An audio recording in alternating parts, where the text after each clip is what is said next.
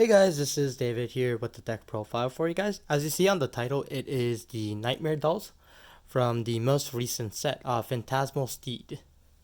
So this deck is a few things I can mention. It's very cheap to build. I think it cost me, well, my wallet it didn't cost me anything, but I guess the overall deck it would probably cost you about like $30 to $40 to build. Just because of the one card I'm running. But other than that, it's a pretty cheap deck. So I definitely offer to give you my deck list to try it out.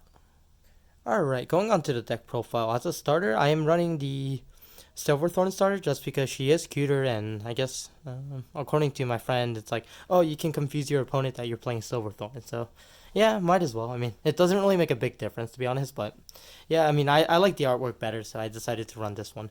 Um, so this card is the reason why that Nightmare Dells can be really good is Nightmare Dell Carol. So on right, you can look at the top five. Put any type card in, so it doesn't have to be a Nightmare Doll. If you do put a Nightmare Doll grade 3 in, or I guess a Workoroid that's a grade 3, then you can call it to the rear guard, and yeah, you can call it to the rear guard. So it's pretty good. You get a free attacker, so not bad. Um, Second skill is if there's a grade 3 card that's put to the card, grade 3 rear guard that's put into a soul. Um, Discard a card, discard two cards and counterblast. Ride a Workoroid from the soul and stand it, and then it gets -1 drive check. So this actually is potentially very good in the meta because if I go first, I can basically get like 34 attacks with two or well, I can probably get more attacks, but restand wise, I can get like a pretty good drive check. I mean, of course you're losing hand technically because you're minusing one every turn, but like the fact that you keep getting attacks out, I think that Carol's a really potentially the best double rare is what I'm gonna say out of all the cards that came out from my perspective. And then of course the card to combo with Al is of course Alice. Alice the skill, obvious reason, counterblast, soul blast one, and call out another unit that's not a 3 after attack, and then of course if you ride it, you get to call a Workoroid from the soul and call it to the rear. So Alice it's been a standard card in Palemoon. So Alice is a 4 of, and plus it's a Nightmare Doll, it's a Workoroid that's a grade 3, so it combos with Carol. I do run two of the Chimeras. Chimera is a countercharger in the deck, and that's the only reason why you run two of it in the deck. Alright, going to a grade 2 lineup, I am running 4 Jumping Jills. Jumping Jill's skill is when it's placed from the soul, put a rear guard in and call a non-grade 2 card from the soul into the back row. So basically another attacker.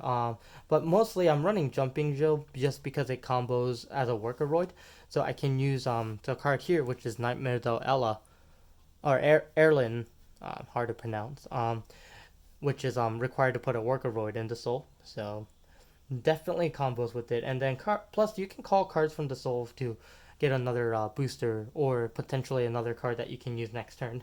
So I feel like that Jumping Jill is really needed. That's why I play 4 of. And then of course I was mentioning her. Her skill is counterblast, put a Workoroid in the soul, draw a card, and then this unit gets +10. So 19k attacker by itself. With the booster it can be 27. On Excel marker it's like 19, so that's not bad. No, actually 24, so that's really good. And then I run two of the Beast Tamers. You put something in the soul and gets +3 on attack. There is a reason why I'm actually playing this card is because I'm running Purple Trapezes in the deck, so this combos with this very well. And then plus there, like if I need to put some cards back into soul so I can use it later on, like, or even potentially I can use it with the Alice for free. Really good. So you can put like a grade 3 you can put a grade 3 card and then trigger Carol. So I think that this card can be potentially very good. And then of course I'm running one Peekaboo. Peekaboo comes in really clutch on a lot of situations. There's rear guards that are really like not really needed or you want to get rid of. So you use Peekaboo to use the skill. So Peekaboo actually came in pretty clutch. And going to the grade 1 lineup, I am running 4 perfect cards just because I wanted to run no draws in this to build more aggressiveness to the deck with triggers. And then of course like the grade riding onto the grade one perfect guard is actually a pretty good option to filter your hand for your combo pieces, especially because you do want to carol on the Vanguard. So I do run 4 of that.